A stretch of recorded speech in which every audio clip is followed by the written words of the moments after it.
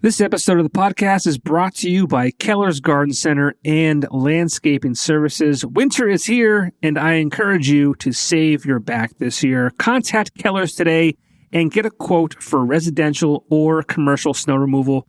And also, it is never too early to start thinking about spring. COVID has put a delay on so many things. Do not delay in getting yourself set up with one of the best in the business when it comes to getting your yard looking its best. Visit Keller's at their location on Kern Street in Exeter, Pennsylvania, just down the street from Blue Ribbon Dairy, or head over to their social media pages for more information. Welcome to the Popko Project podcast, a platform for the discussion and discovery of arts and entertainment. We focus on highlighting people and events that add value to the world around us. Visit us on all social media platforms by searching the Popko Project, or visit our website at thepopkoproject.com. Welcome to the show, and thank you so much for listening.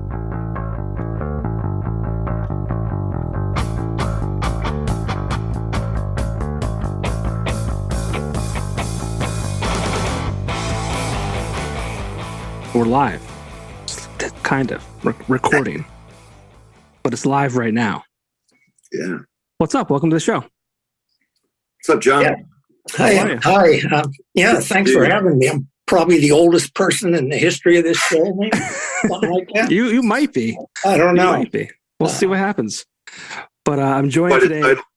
What's that? That's quite a title he's going for there. Yeah, oldest on the show. Yeah.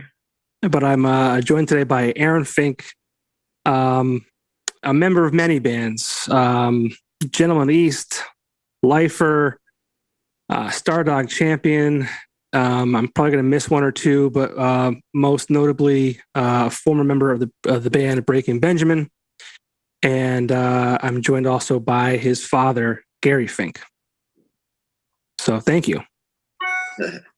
Hey, Dad. Hey.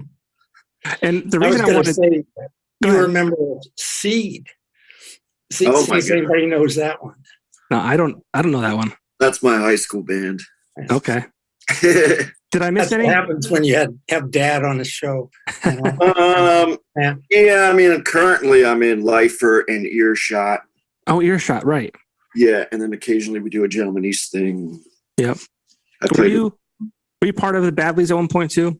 Yep. I was in the Badleys for a couple of years there in the late 2000s, I think. Yeah. And we can't forget your solo career as well. Yep. Lots going on, lots of history here. And the reason I wanted to do this was because I saw recently Aaron was sharing some information about a book that his father wrote called Amped. And it's about, the father following along his son, who's been in a national rock band. And it's funny because I've known of, Aaron as a member of Lifer, back in 2001. I didn't know him, but I knew of him. I was a big fan of that band. And then obviously when he joined Breaking Benjamin, I was kind of in awe of that just because it was a huge band, a lot of success. The way Aaron, just kind of played his guitar, it was like I liken it to just the construction work with a hammer. It was natural. It was cool to watch, all that kind of good stuff. And I remember him doing a show. It was 2005, I want to say, at the Staircase in Pittston, and it was for a Katrina benefit. And I remember after the show was over, a bunch of us went to the waterfront in Plains, Pennsylvania, and Aaron was in front of me. And I was kind of just kind of starstruck. I was a young kid. I was 22, 23, and there was this rock star in front of me, and he never portrayed himself to be above anything or better than anyone else. It was but for me, it was like this really wild thing. And then I was fortunate enough to get to know Aaron on a personal level as the years went on, with my work with the Weekender and the radio station and doing this. And I'm honored to be able to call him a friend of mine. And so back then, I was this bigger than life kind of person. And I just, I was a 22-year-old kid. And now I'm a father myself, and I saw this being shared around on social media. And it was cool to think about, Aaron having a father and how proud you, Gary, must be of him, and just kind of, what a whirlwind that all must have been. And so I kind of just wanted to talk to both of you guys about the whole experience. I mean, obviously it's a wild ride, and I'm sure you get into a lot of it in your book, and we'll get into, how that might be available to listeners or viewers. But here, I'll get this part out of the way. There you go. And I have to talk to you afterwards about how I can buy one. Okay. There it is. Yeah. So, Okay. Gary, I mean, all right. Take the floor is yours. I mean, talk about this book and kind of what it's about. Well, I didn't start out to write a book. And at the beginning, when I was happy to, watch Aaron play and so on. But my big thing was, since I have asthma, and this is the days whenever people could smoke indoors, I was, honest to God, afraid to go to an indoor show. So I didn't see very many shows, but I was curious.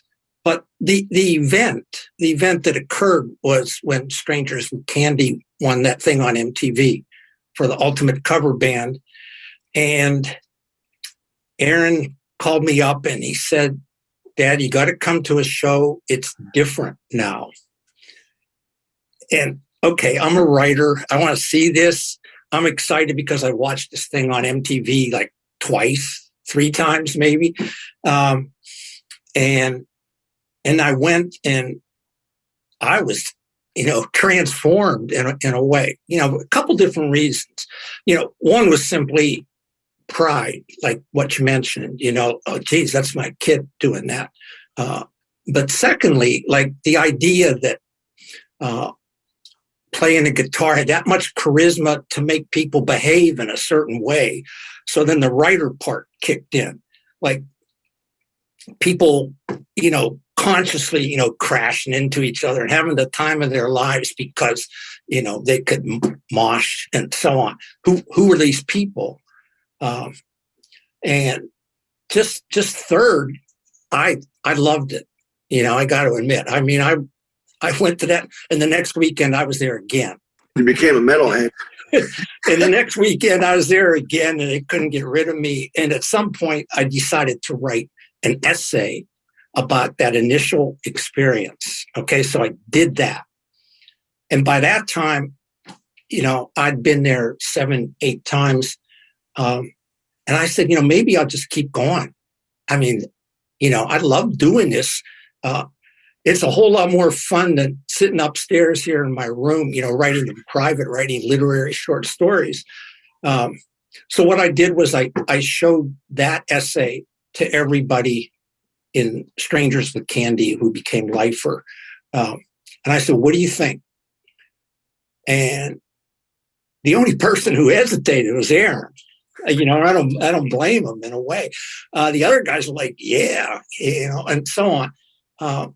And then the issue became, if I'm going to do this, because I tried interviewing them, and when Aaron's dad is interviewing you about the band, they all put on a face like they would if they were at the principal's office, And so I just gave up on that idea, and I said, "You know how to do this? I just got to be there over and over and over again until I'm just somebody in the room and I'm invisible."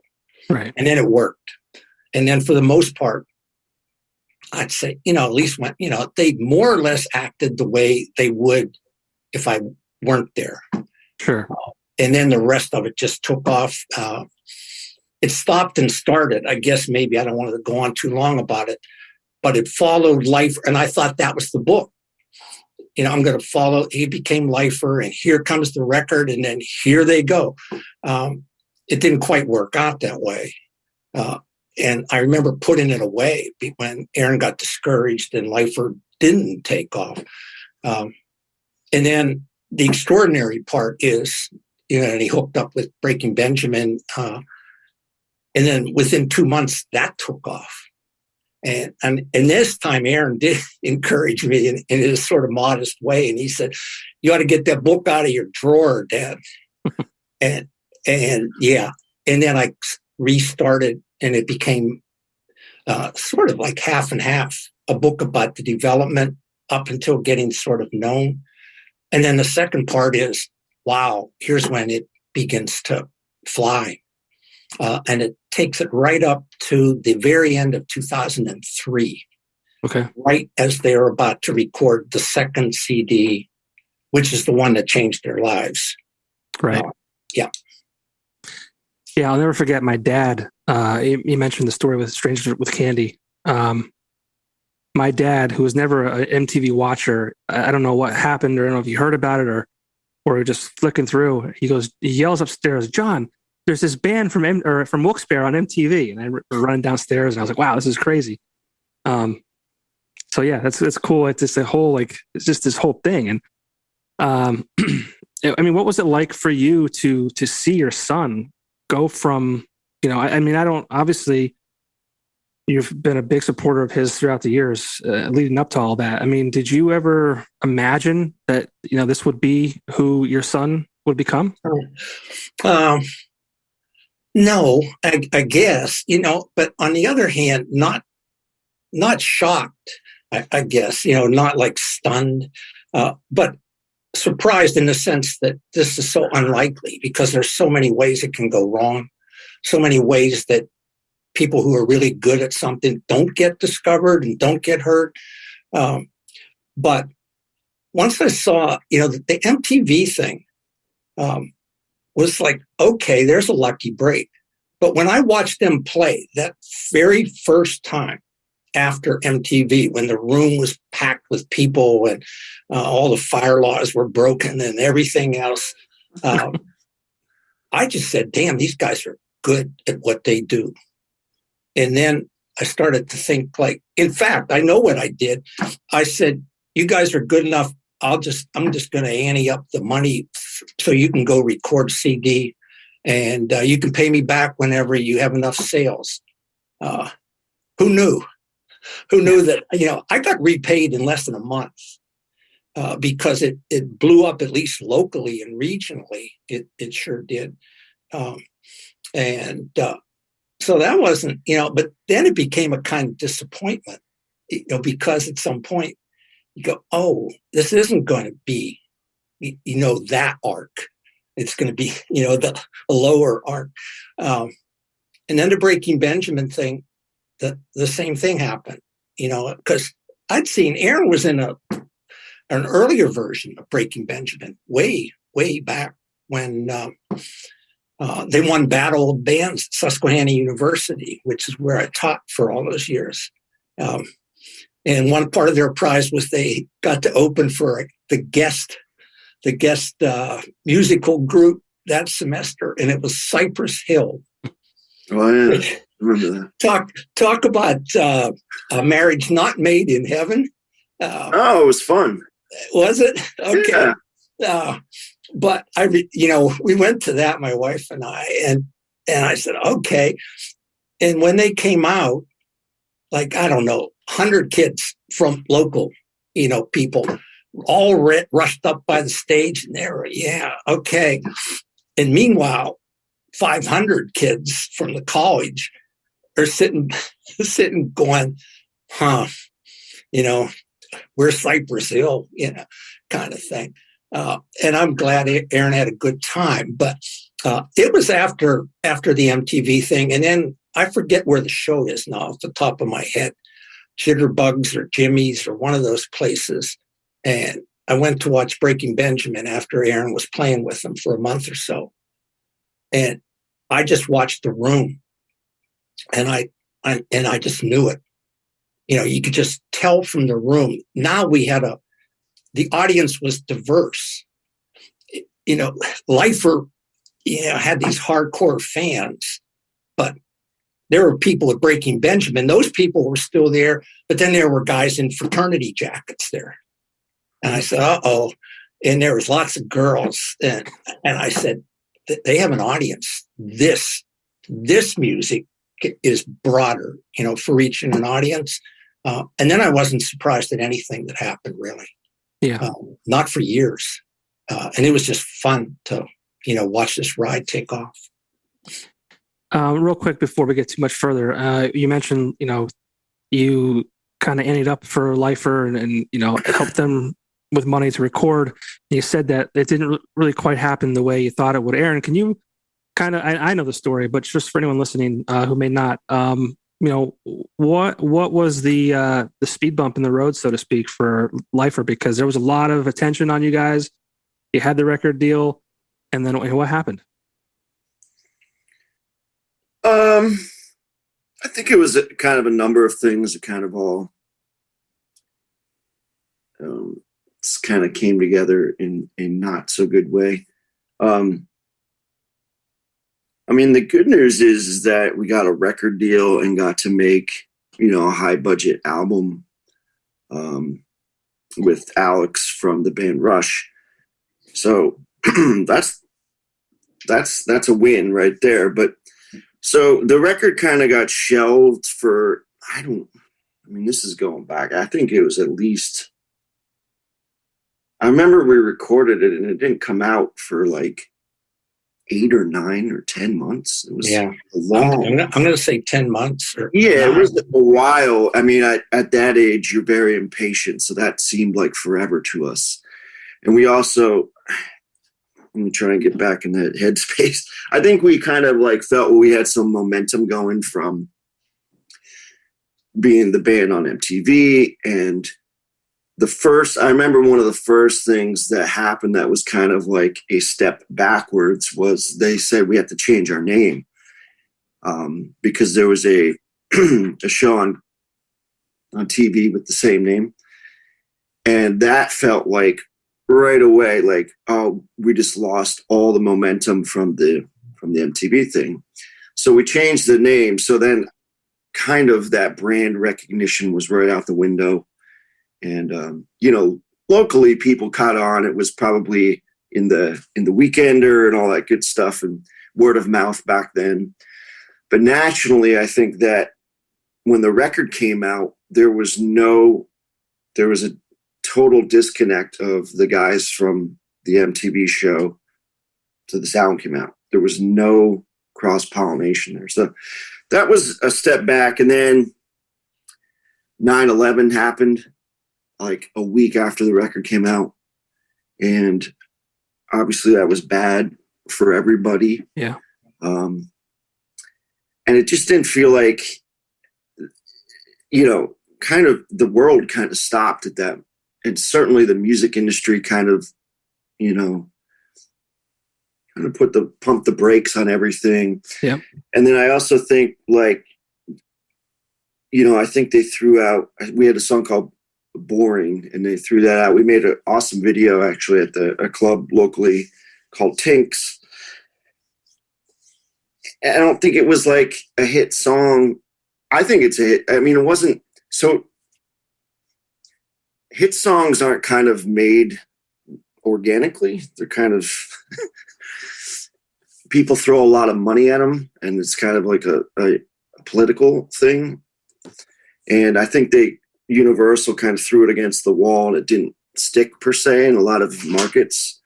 And then we also didn't necessarily tour those markets to back the track up on the radio, which is kind of, at this point, that's the old fashioned way to do it. But so kind of like once that they didn't see that was a big hit for them, I think sometimes at big labels, you're just kind of like, it's about the numbers, fortunately. So they could like you personally or think your band's great. But if the numbers don't add up on the paper, it is what it is. So that with 9/11 and everyone just kind of being bummed out and all this crazy shit going on in the world, it was just a couple of things that just the stars didn't quite align for that. Although in retrospect, we did awesome things on a decent level. It wasn't, I don't look at it as like a wash or anything, but yes, comparatively speaking to the thing that came next, which was like a phenomenon. Yeah. And how long was it between that moment, 9/11 hit, you couldn't tour really to support the record, and then, your entry into Breaking Benjamin, I guess your re-entry almost, right? Yeah, I rejoined the band that we started in about in Selinsgrove, Pennsylvania, in 1998, I think it was. Mm-hmm. But yeah, we're talking. What your question was? How long? Yeah, so that 2001 was, I think, when the record released. Obviously, 9/11 happened. How long between the release of that and then you rejoined Breaking Benjamin? How long was the gap there? 4, 5, 6 months. Yeah. Okay, that was pretty quick. Yeah, I think it was January of 2002, right after the New Year. Because one of the scenes that's in the book is it was in between Christmas and New Year's, and I went up and Lifer had a show, and they'd come off the tour, so to speak, and Aaron was kind of down, and it was at the Voodoo in Luzerne, and I didn't know what to expect, but I remember the image that I used is that at the very end they did an encore, and I'm pretty sure the song Breathless was the last thing they played, and everybody walked off the stage one at a time, and Aaron was the last one on there. And then he just laid the guitar down and whatever. Aaron understands this. I don't know the electronics, but there's kind of like a feedback loop. Yep. It just keeps going and going and going, and then he's gone. And I remember I put in there, I'm pretty sure this, and I said, at that moment, I knew that he was never going to play with Lifer again. And then I just sort of held my breath. How'd you know that? Because you had more or less, it seemed like the feedback loop, more or less made up your mind that that to wait around for Universal to support a second tour was not a good idea. And so here we go. I don't know if I knew that for sure, but I was pretty certain. I didn't know what you were going to do. I didn't know where that would work out and so on. But I was pretty sure that Lifer, as I knew it, was over. So, there it was. And by March, this whole thing was, taken off again. Because you're signed, Breaking Benjamin was signed, weren't they, in March, April 2002, somewhere around there, pretty quickly. As a father, were you ever concerned? I mean, I asked a question about the gap between Lifer and Breaking Benj starting because I was going to ask you, like, as a father, it had to have been hard to see your son, like, with so much potential at that time, right? To kind of have the rug pulled out from under him. Like, how did you view that? I mean, it wasn't a big thing, but I mean, that was a little spooky because, first of all, he'd been enormously lucky. Okay, you're on MTV and the whole thing flies and you go, wow, this just, coming out of nowhere in a way, because the size of their audience grew exponentially from that. There's an illusion that, this is the rock and roll story. And then it wasn't. So that's pretty crushing in a way, because you could see how close it was. And second chances in this are second chances in Wilkes-Barre, away from media and all that sort of thing. That's fairly unlikely. Yeah. So the beginning, I was just happy that, okay, he rejoined Breaking Benjamin, and now he has a band to play with. Now maybe he's going to have fun again. He knows these guys. He's played with them and so on. And everybody in the band was somebody that he knew and was friends with. So, okay, that's taken care of. The rest was a bonus for sure, an enormous bonus, but there it was. Yeah.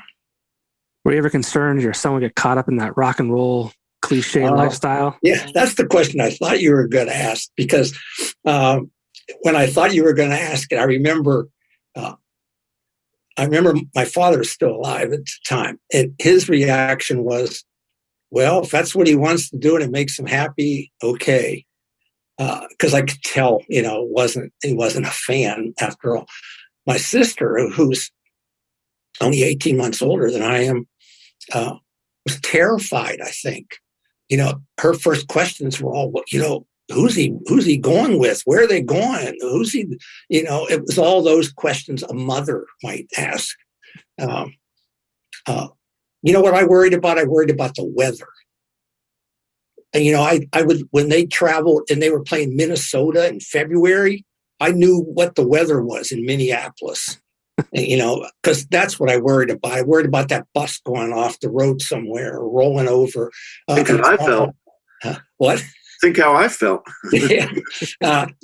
So that's, I really didn't worry about Aaron in that personal conduct way.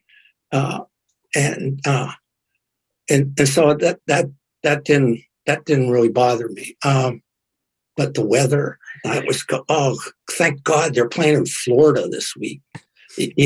As somehow that was safer. And so that was kind of a narrow way of looking at things, but that was my big concern. Yeah. Yeah. I mean, like I talked before about, you don't know until you're a parent. And that's why I wanted to talk to you, because this whole thing is just like a wild ride. And obviously you documented it in your book. And so Breaking Ben takes off, and, in more ways than you could have imagined. For both of you, I mean, what was that like for each of you? I'll let Aaron go first and see where he takes us. So yeah. So I never really played music to, to be famous or make money. I can honestly say I played music kind of for all the right reasons. You know what I mean? Just because I was into it. I love playing the guitar. I like playing the guitar more than I do now. I'm bored with it. But so I knew it was a great group. I knew, like, when Ben, Jeremy, Mark, and I got together, it like, for lack of a better term, it was like magical. Like, those four guys and those four personalities, the good and the bad of our personalities together, were like that formula. And, the songs and Ben's voice and all this stuff, it was just like, holy shit, this is great. So even being in it, we all kind of knew it was above and beyond, like a rarefied air kind of feeling. But and then we got a record deal, and that was I think what helped that band a lot, maybe, which was lacking in Lifers, where there was like a bunch of other rock bands at that label. So I don't think we were like a huge priority for them, maybe. Whereas we were signed to Hollywood, which is Walt Disney, basically. And we were kind of like their main rock band. So they promoted the hell out of it. And yeah, I think too, a big catalyst for the nation. I mean, obviously we were big here in Wilkes-Barre, but the second place where we took off was St. Louis. And there was a cat out there that played that song Polyamorous on the radio, and that became like a big hit. And I don't know. I don't really know, but I think we kind of got big in the Midwest and started. Yeah, I was going to say flyover country. You got. Yeah. So like once it was like hot in St. Louis, it kind of like spread from there, and that became like our stomping grounds. And we kept touring there. Like the first time we'd go through, there would be 100 people at the club. The second time we'd go through, it'd be like 500. And the third time we went through, it was like really exponential. So again, all that success was awesome. And, I wouldn't trade it for the world. However, I didn't really as opposed to what I see with a lot of younger musicians, where it's all about the look and the social media and the, I was never like an attention seeker in that regard. I'm an attention seeker as far as I would like people to like my music that I'm involved with or write or whatever. That I'm into. But I was never like I want to be famous kind of guy at all. So all that attention and stuff was just kind of icing on the cake. And there are negative things that come along with that for sure. But so yeah, I mean, I was kind of surprised, but we worked hard. It wasn't like we were good at what we did, and the songs are great, and his voice is incredible. So like, we were surprised, and again, like my dad was saying before, just because you're great doesn't mean that you'll see the light of day or you'll break through. So some of that was surprising, but some of it was also like a feeling of other people are hearing what we're hearing, being in the group, and there was a power to it. The four of us, I mean, it was like a force of nature or something. It was awesome. So I think other people, I don't know how to explain it. So like when we played, we were like, holy shit. Like even in like Jeremy's dad's basement, we were playing and it was like, wow, this is great. So other people saw that, obviously. The same thing I was feeling, being in it. Yeah. Does it make any sense? Yeah. I mean, I imagine it's hard to really kind of, especially it's been, 20 years now. Yeah. Kind of hard to go back and remember how it all kind of played out. But yeah. Gary, you mentioned you wrote until 2003, which was right before the next record came out, which I think was We Are Not Alone, which really catapulted the band to, even, much further than Saturate did. Is there a reason you stopped at that point? Well, let me think if I get this timeline straight. In 2001, whenever it looked like Lifer was, and this was what the book was, I found an agent for the book. I sent out that chapter that I mentioned, and I wrote a chapter about bouncers, exclusive, just another essay where I talked to bouncers and watched how they behaved and so on. And I used 50 pages in order to get an agent.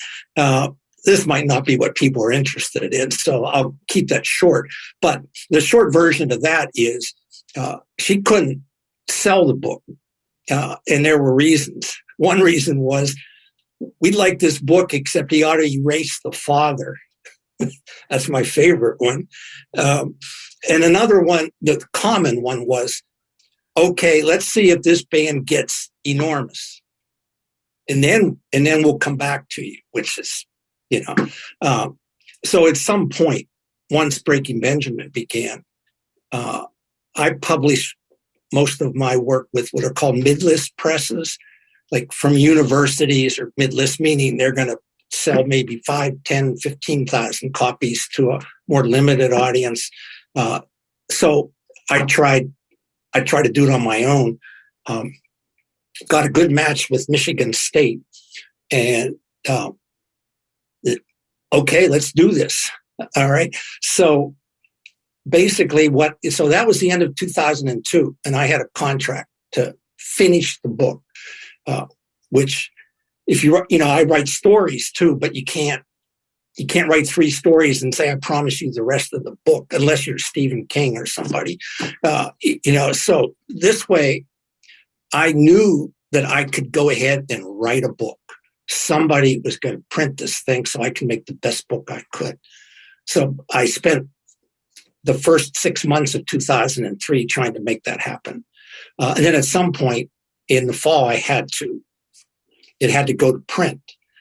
And that's kind of where it was going to end. And then I made a deal. I said, can I go back in December and write a postscript, like write an additional chapter so it stays current? So that's what I did. And I went to stuff all over Christmas Vacation and so on, which was a great idea. But, there's going to be, as Aaron said about the Lifer album, there was going to be a 6. So that's the end of December. So the book came out in August. So there's 8 months between, because it has to go through all these stages. So it was never going to be up to date. That's impossible with that kind of thing. But actually, ironically, or by coincidence, whichever, the book came out almost I think the exact same week that So Cold became the #1 mainstream rock or active rock or whatever it is they called. I think it was called active rock back then. That same week that this book came out was the week So Cold reached #1, and it stayed there for 6-7 weeks. So if I would have finished the book in August when it came out, it would have a different last couple chapters. It would be about, wow, this, look at how many spins it's going to get on the radio. Look at how Hollywood Records is. What a different world, what Hollywood is doing and what Universal was doing. So there was some of that. And so I was just watching it then, although I could probably recall incidents, but I didn't watch the same way. I just went and had fun, and just tried, when I saw less of the band because they went national. And so I only saw them when they were reasonably close by. Because I remember for the book, what I tried to do near the end was it seemed repetitious to go to a show in Wilkes-Barre and write about it because the reader already knows that those 800 people are all going to be so into it, they think it's the best band ever. So I went to Washington, D.C. and watched. And I went to Utica, New York. I remember that maybe is better than any of them because it was the show that Aaron went home the day before, and then he was late getting there. And they were playing an arena show in Utica. And so my older son and I drove up. And we got there, and everybody's just sitting in the dressing room going, we don't know if Aaron's going to make it for the show. I made it. Yeah, he did. But even that was fascinating, but I learned a lot in that because the obvious question to ask was, well, what happens if you start 5 minutes late? And the answer was, that's 5 minutes you don't play. It's not like a fiction reading at Susquehanna University. If I walk up at 10 after 7, I'll still do my 45 minutes. But if they start at 10 after 7, they're playing to 7:30 and the lights go out. And you start to understand something about the pecking order of these things and so on. But that show was another way to demonstrate to me that this thing was going to fly because they were opening for Godsmack. And that audience, didn't come with great expectations for Breaking Benjamin. And I could watch that and see how they won them over because that place was just packed with people. I don't know how many people that auditorium in Utica holds, but several thousand, let's say. And probably 50 of them came to hear Breaking Benjamin. But by the end, they probably had a couple thousand more fans. So it was magical. Yeah. And Aaron, what was that like for you? Starting out with Breaking Benjamin, opening up for some. I mean, I'm not sure of who you looked up to and who you were a fan of growing up, but obviously, Godsmack is a big act. I mean, what was it like for you? Opening for acts of that level. It was fun. Besides, I actually wasn't late for that show. I think now that I remember, I think I got there like 2 minutes before. Oh yeah, he got there on time. I think I walked in. They walked in, and I think I walked in the arena. They handed me my guitar, and but yeah, the other, I think I vaguely remember the other guys being mad at me or upset, but yeah, I mean, all those opportunities were awesome. I mean, at that time, Godsmack was, one of the biggest rock bands going. I mean, some of that's more from the fans' perspective. I think of those guys as my peers or colleagues. So the fanciness of the bigger bands, I think, is more from the audience's perspective. Okay. For me, a lot of those times when you're out touring and stuff, they're just kind of your buds or your peers. You know what I mean? So, sure. That being said, a good band is a good band. So we toured with bands that I was fan. I like Godsmack as much as the next guy. So yeah, it's kind of like sports teams too, where it's like the other team maybe can inspire you or you can learn something, Sure. But it's certainly to all those groups, there's a learning curve to that world. Like my dad was saying, there's definitely a pecking order. Especially back in those days. Now I'm sure it's a little more politically correct or whatever, but like, I wouldn't call it hazing, but there was definitely like, Sure. You got to earn your wings. Yep. And, once we got up to the top dogs, I'm sure there was a little bit of that in reverse, but, yeah.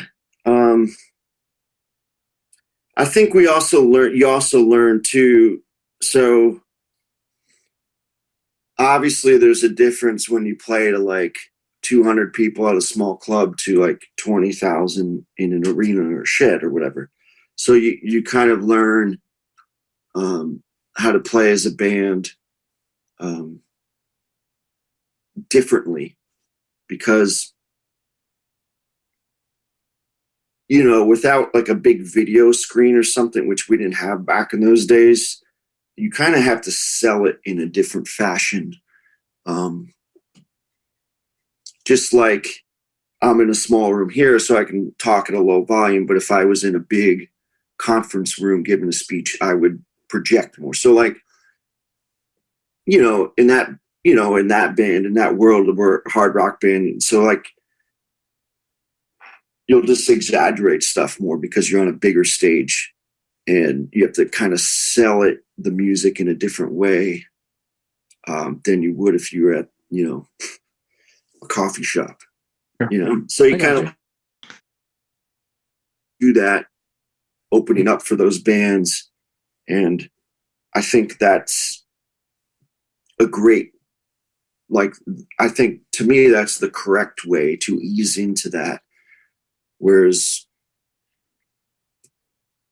not necessarily in the hard rock world, but like, there's a lot of this going on now where it's like, well, I'll just bypass all that shit and go right to the top. I'll just go on American Idol. I won't even play any local shows. I'll just go to American Idol and get signed. So I think from what I see, these younger musicians kind of want to go right to the top.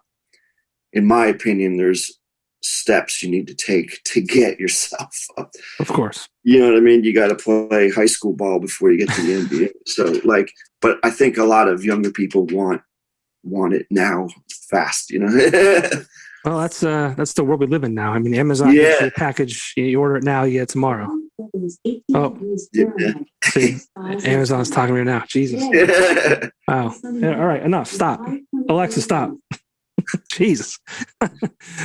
But yeah, I mean, it's a different world. It's amazing how things change in 20 years. But so you're with Breaking Benjamin. You do 4 great records, I believe. It was Saturate, We Are Not Alone, Phobia, and Dear Agony. And then you kind of exit the band. I'm not going to get into the reasoning behind that or the whatever it was. It is what it is. But then you kind of come home, right? You kind of right? Am I right with saying that? Yeah. You know, you're home now. I think you're started focusing on your solo stuff, and you hooked back up with Nick Coyle, and you had Stardog Champion. Yeah. And we talked about the Badleys and talked about Gentleman East. And Gary, what was it like to kind of have your son, back home, so to speak? When it first happened, I thought it was, in fact, maybe I still believe this, but at least initially, without question, I thought it might be a good thing. Because it felt as if Aaron wasn't getting a chance to shine, and use his talent as much as he could. I remember as a father, so I didn't really get much of a vote. I remember I told Aaron, I said, why don't you solo during these shows? Why don't you play the songs differently? And he did for about a month or two during Shallow Bay. There's, you can find that on YouTube somewhere. And I remember Aaron's response. Well, the neutral response was, Ben wants to play it just like it sounds on the record. And then the sort of biased one was that Aaron said, well, you go ask Ben. And I remember, yeah, sure, I'll ask Ben. I said, geez, this show would be better if everybody in the band got a chance to shine instrumentally, and he knew what I meant. And he goes, that's not going to happen. And talk about being dismissed, So, but I always wished that would, because by coincidence, one of the shows where Aaron got to play that solo in Shallow Bay was when they opened for Fuel at Susquehanna University. And this is April of 2004. So it's just when So Cold came on the radio. And he got to do that. I heard it that night. And I go, yeah, more of that. And the next time I saw him play, that was not part of it. So that was part of my reasoning. I go, okay, so do your own band, and now you can do songs where you get a chance to, in a sense, show off and have extended solos and do that sort of thing, especially when you play live. And it's always nice to have your children closer by. Yeah. My daughter lives in Los Angeles, so that's pretty far away. And Aaron spent all those years, being somewhere else, most of the time. And my older son lives in Allentown. And so we saw a lot more of him at that time than we saw of any of the other kids. So that was part of it. And then I get to watch this thing all sort of happen again.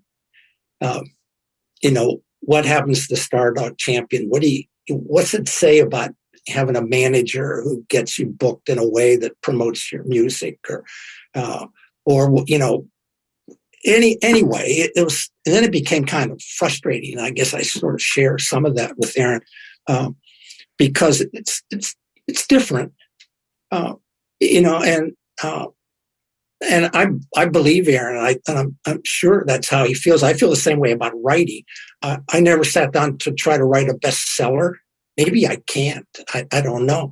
But I was always trying to write the best book I could. And that's a different kind of goal, but at least I want an audience that I sense there's an audience who's actually reading something I've written and for one reason or another appreciates what I'm trying to do, for better or worse. So I heartily agree with that. But you need the time and money, I guess, to be able to do that. I have a career in writing because I have a career as a university educator, and they go hand in hand. So I had the world's best job, to go in and talk about, I can just go in and talk like this, about writing, and students would listen. but I also always had to caution them about the odds of you being independently financially secure because you're a writer are minuscule. And the same thing applies to musicians, just as it does for actors and basketball players and so on and so forth. So the good news is Aaron understands all that. And he's 20 years older. And certainly so am I. So I'm not going on tour ever again, and so on. But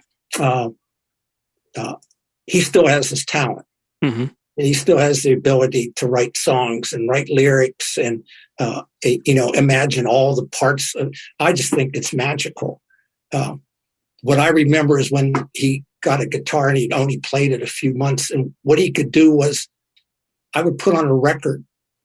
And I say, listen to this for, 30 seconds or 45 seconds.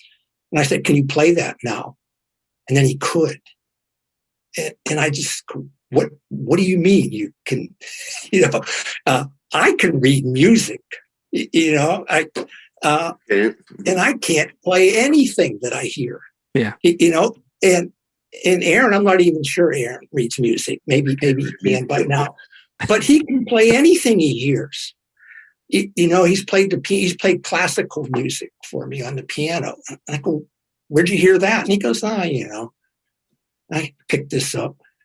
And I'm astonished that, it's miraculous in a way. I just hope it makes him happy and it's all good. It's on a side note too. My dad is sitting in my childhood bedroom where I learned to play the guitar. That's funny. Yeah. Yeah. I used to make a racket up in that room. I think you guys every now and then would holler up, like, turn that shit down or something. Yeah, because the first band that you tried to master was Metallica, I remember. Yeah, I was obsessed. Yeah. The same thing over and over and over. And I go, oh, no. And I would kind of make fun of, right behind me on that door, there was a little basketball hoop. We played Nerf basketball up here sometime. Yeah. That's funny. That's awesome. Well, Aaron, you did the whole Lifer and Breaking Ben thing, it was close to 10-ish years. I mean, was it kind of like almost cool to kind of come home and kind of remove yourself from that? I don't want to call it chaos, but the constant touring and traveling and, a different city every night. Was it kind of like a nice thing to just kind of come back home and kind of focus on, Well, yeah, I mean, for me, on a personal note, like touring that much, I always missed my son and being a parent to him, like in, a hands-on parent. There was a lot of parenting over the phone and stuff like that. Back then there wasn't Skype or anything like that. So that was, for me, not career-wise, but personally, I got much more focused on being the best dad that I could. So that was huge for me. That was a win for me. Yeah. Then there was a lot of chaos with like my career. And so then I just kind of, doing what I do, I just kind of went on to the next thing. And for me, it's all about making the best music, like my dad said, making the best music I can at the time. And it is frustrating. It's frustrating to like do stuff at such a high level and then to kind of come back to, the Joe's Corner Bar. It's a little bit weird. It's a little bit of a mind melter, but I think if I didn't do it for the right reasons, I would certainly quit, because it had, the last 10 years for me have been a little bit, of an uphill battle, but I've been making great music, and that's what I'm, you know, that's why I do it, and I'm proud of that. But as far as like success goes, yeah, it's been a little bit weird, but I could see why someone else would quit and just hang up the shoes and do something else. Yeah. There's certainly days when I wonder what the fuck we're doing here, but I'm never gonna quit. I'm not that guy. Yeah. This is what I'm like. I believe I was like put here to do, just to make music. I believe that. I mean, every My solo record. you can see my whole house is like nothing but music, and I see that Scorpion King on the wall, and I remember I used to buy a lot of soundtracks because it was like a collection of like great musicians. Yeah, and I'll never forget when I got that. I don't know if I was in Philly or New York City, but I got it in one of those cities, and I turned it over, and Lifer was on the back. I think it was maybe been the last track on that soundtrack even. Yeah, I was like, holy shit, this is amazing. Yeah, that sucker went gold, I guess. Yeah. Back when records used to sell. Yeah. What a different world we live in now, huh? Yeah. That's all you need to do, Aaron. Just write like one like hit song and you'll go right back to the top. Well, I mean, actually, I'm super psyched about, I have a couple things cooking right now that I'm very excited about. So, obviously with all this COVID stuff, it put an additional wrinkle into everything that I do. But so Lifer got back together and we've been making awesome music together. And yep.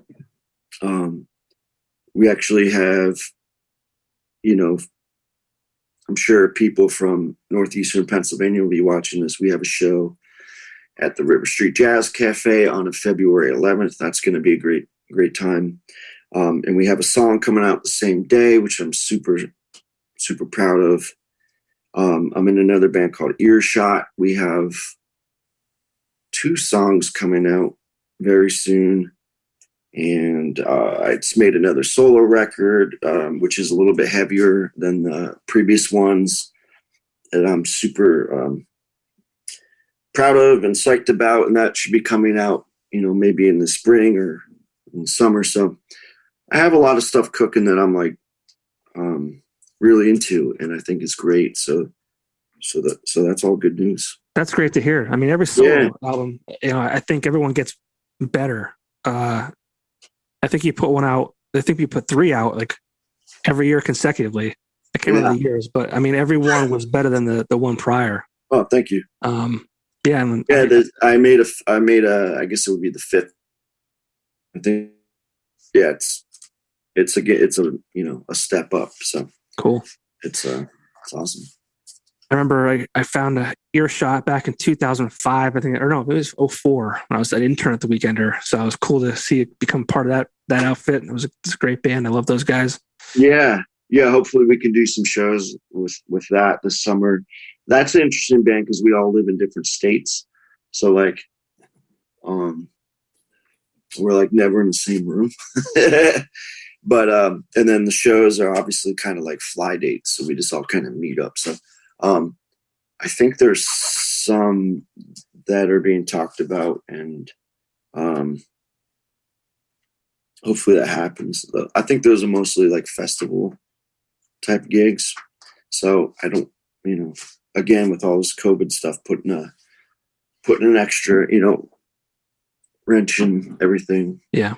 Hopefully those will all actually come to fruition. I hope so too.